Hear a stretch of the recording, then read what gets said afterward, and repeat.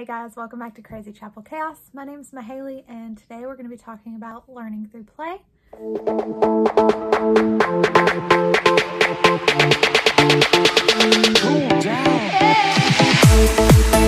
Alright guys, learning through play is such an important topic to talk about, and I'm so excited that Nikki over at Homeschoolology has decided to host this collaboration today when it comes to learning through play. When you have young kids, it is very important. As they get older, of course, they're like probably not as interested as hanging out and playing with mom and dad. But when they're little, learning through play is literally how they learn. That is how kids learn best, from like 7, 8-ish down to the little bitty years when they're just learning to walk and talk and sit up and mess with their hands. How do we teach them everything? Usually with some kind of toy. So learning through play is a big part of my homeschool right now because my kids are 7. By the time that you see this, he'll be 6 the next day after this video goes up, and 4, and then I have a 19-month-old, and we have baby 5 that's going to be due on March 1st. So I'm going to be learning through play for quite some time, and I say I too because you would be surprised at what your kids can teach you, especially when they're really interested in their toys. So how do we learn through play here at Crazy Chapel Chaos? Well, that's a good question. During our school time, my 19-month-old is getting to that age where I have to give her something to keep her focused for a little bit at least. So I usually use a lot of Play-Doh in our homeschool. I have Play-Doh mats that I get. You guys can Google free printable Halloween Play-Doh mats, free printable Christmas Play-Doh mats, free printable St. Patrick, any kind, and it's gonna pull up an insane amount of printables for you guys just by Google, and majority of them are free. Some you can get on Teachers Pay Teachers for a couple of dollars, but there's so many options for Play-Doh mats that it's insane. And I buy cheap themed cookie cutters off of Amazon and Dollar Tree. I'll link some of that stuff below as well, and we use those with our Play-Doh.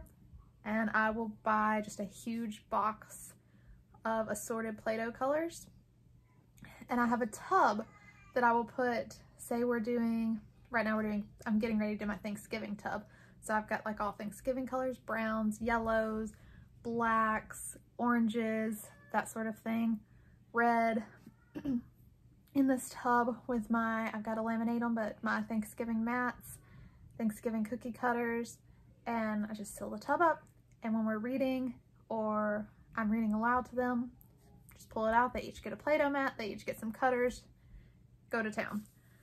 So that's one way that we do it. The next thing that we do is sensory bins. I like to do themed sensory bins with my science units.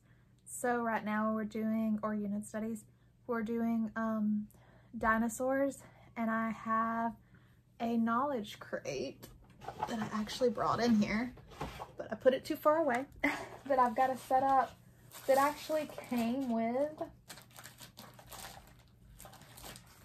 like, there's kinetic sand, some water beads,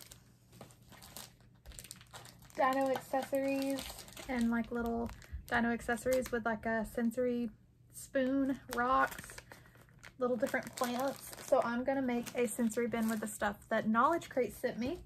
This is from their dinosaur mini crates, and I will put a link for Knowledge Crates below. We love Knowledge Crate, and honestly it's time for me to re-up my subscription, so I need to do that. Now that I'm sitting here talking about it, I remembered that I haven't done that, and that's probably why I'm behind on my subscription. So we do a lot of sensory bins. You don't have to get them from Knowledge Crate. You can make your own with stuff from Dollar Tree. I did that at 4th of July, where I just made my own sensory bin out of the colored sand and some cheap little flags and stars and little 4th of July party hat things that I got from the Dollar Tree. Really easy way for them to learn through play while you're reading to them. You'd be amazed at how much they soak up when their little hands are busy doing something else. Another really important aspect of learning through play for us is getting outside. We are blessed with a huge yard in the rental that we're in, and it backs into a cow field, so there's just space everywhere. We have amazing neighbors, so we have lots of outdoor stuff. We did have a sandbox, we have swings, a trampoline, not tennis, beanbag toss, t-ball. Getting outside and just getting your body working when you're that age and letting them explore. My kids dig for worms, play in the mud. We look like a hot mess around here during the spring, but I would rather them be outside getting messy and learning and exploring than I would them sit inside in front of a TV screen. So that's another way we like to learn through play here. Okay, one more. I'm gonna do one more. I'm gonna have to limit myself. No, I'm gonna do two more because I just thought of another really good one that we do here all the time. The second one, or the fourth one, I think it's the fourth one, is pretend play. My son, he's the only boy right now. This baby's a boy, so I imagine my son's gonna make sure that he gets into some pretend play as well. Has all the dinosaurs that you could possibly think of from Jurassic World because he's obsessed with dinosaurs, and he has this big like rug mat thing that my dad sent to him a couple of Christmases ago, and he will just get it all out and let his imagination flow. On top of that, pretend, like, that's an easy way to pretend play. We keep our toys very, very limited. He has dinosaurs and cars and then some superhero action figures. That's what he likes as far as his pretend play goes. They all have dress up stuff that they pretend play. We've got superheroes, princesses, doctors. I have no idea what all we've got. And they always want more dress up stuff too.